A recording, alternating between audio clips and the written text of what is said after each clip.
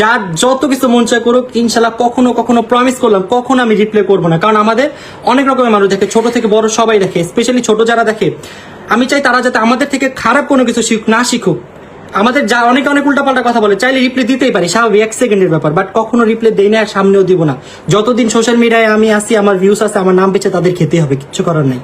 আমি এই যে ওর জন্য আমিও দিতে পারি না, আমি কাউকে দিতে দিই না, শুধু আমি না, আমার ফ্যামিলি কেউ কখনো, যে আমার টিমে যে দেখছে ভাই, অনেক সময় অনেক কিছু দেখলে ওর মাথা খারাপ হয়ে যায়। কুল কারণ আমি নেগেটিভ জিনিস মানে আগে ওরকম নিতেই পারতাম না, আর এখন মানে কিছু মানুষ আছে যে পিছনে পড়েই থাকবে, ওরা পিছনের মানুষই। তাই আমার যখন মাথা খারাপ হয়ে যাবে, আম্মু আব্বু বলে চুপ চুপ চুপ চুপ, ঠিক হয়ে যাবে, ধৈর্য ধরো। এই জন্য কখনো কোনো কিছু বলি না। আর হচ্ছে হুটহাট কোনো জিনিস মানে অনেক রাগের মাথায় অনেক জিনিস বলে ফেলে, করে ফেলে, সো ওই জিনিসটাই আসলে ঠিক না। সো রাগ উঠটাই আপনার অনেক কিছু মাথায় আসবে, অনেক কিছু করতে মন চাবে, বাট তখন নিজেকে কন্ট্রোল করাটা, এটা হচ্ছে সব থেকে বড় শক্তি আমার যতটুকু মনে হয়। যেরকম ভাই আমি সবসময় চুপ থাকি, আমি তো বারবার বলি না, আমি অনেক কষ্ট করে আসছি ভাই, কষ্ট ছাড়া তো আপনি সাকসেস পাবেন না, এটাই স্বাভাবিক।